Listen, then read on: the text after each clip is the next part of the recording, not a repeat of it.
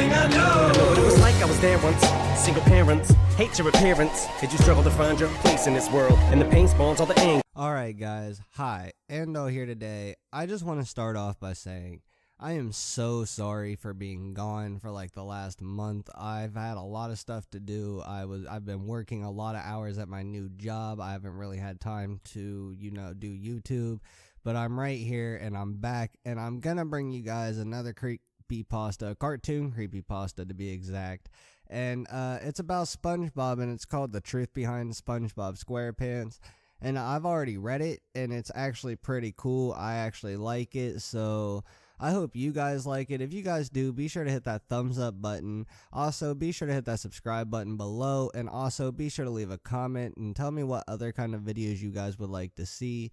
And by the way, what I got in the background is some League of Legends gameplay. I kind of want to bring some gameplay to my channel because I'm going to be playing a lot of video games too. That's what I'm doing in my spare time. I'm kind of playing League of Legends and Diablo and stuff like that right now. So tell me if you guys enjoy it. Tell me in the comment section whether you guys enjoy it or not. So with that said, let's go ahead and get into this creepypasta. So it says, I bet you've heard about the TV show SpongeBob Squarepants. You know, the show about a talking sponge, SpongeBob, who goes on adventures with his dumb starfish friend named Patrick and the always unlucky Squidward. There's Mr. Krabs the money grabber and the scientist karate master squirrel named Sandy. Everybody knows about the show and how popular it is, but they don't know the truth behind it. SpongeBob and his friends are actually the ghosts of humans that forcefully had to take over the bodies of sea creatures to survive. All of them have visions of the buildings and structures from their previous lives. I will now explain the backstory of the 5 main characters I talked about earlier. SpongeBob was originally a kid named Bob. Bob was a nice kid, always helping others and always trying to stay out of trouble. But often he did get in trouble, taking the rap for what other kids did, and often accidentally tripping someone when trying to help them. One day in 1920, while riding his bike, he accidentally went down a steep hill and fell off, putting him in a coma. After 2 weeks, he eventually died and had a proper funeral. And his sea creature counterpart, he still is very nice and still gets in trouble.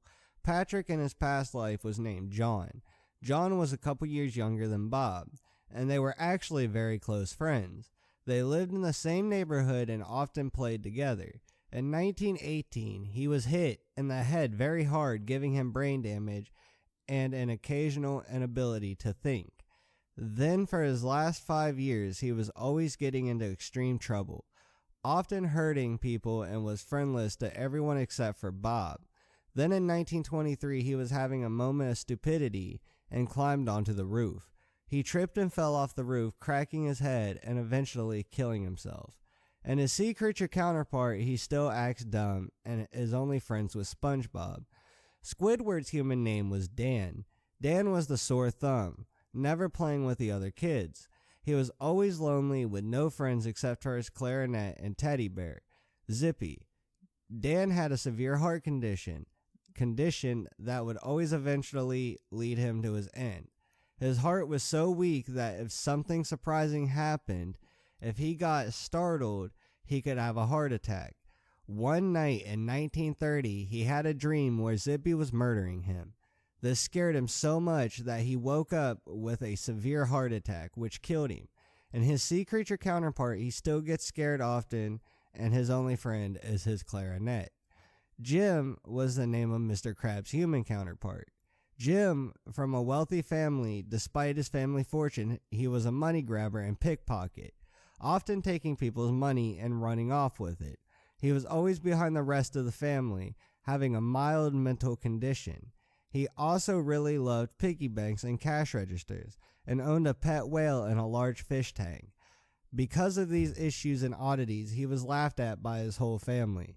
His family had a big vault where they stashed all the money, and one day in 1953, when Jim was inside it jumping for joy because of his family gaining $1 billion, 3 huge bags of money toppled from a high shelf in the vault and crushed him to death. And his sea creature counterpart, he still hogs money and has a whale daughter named Pearl, being his whale pet. Sandy's human counterpart name was Sally. Sally was a teacher's pet. She was always winning the science fairs and often got all A+s due to her intelligence. Kids would come to her at recess and ask her to fix their math problems. Sally was a black belt in karate, often beating all her students. She would also make many custom fireworks at the country club, which gained her major popularity. Sally was on top of the world, and karaoke one day in 1969, Sally was fighting a master. I said karaoke. It's karate. Sorry, karate. Anyway, she was fighting a master. She was doing well until she got kicked extremely hard in the chest, breaking her ribs, and making her unable to breathe. This eventually killed her. Even though she isn't a sea creature, in her squirrel form, she was still able to build her tree dome and be a karate and science master. There are many other sea creatures who contain the souls of dead children. They yearn to see their families again and long for the previous lives. Maybe one day, when their fish form dies, these mournful souls will take over the new baby of their previous mother. If they cannot, however, they will be trapped in a fish body forever, roaming alone across the 7 seas. Alright guys, so that was actually a pretty interesting creepypasta, kind of long. I hope you guys have enjoyed it. If you guys have, be sure to hit that subscribe button below. Also, be sure to hit that like button. And if you guys want to see more from me, hit that subscribe button. And tell me what else you guys want to see. And yes, I'll see you guys in the next video. This has been Andaull, and peace out.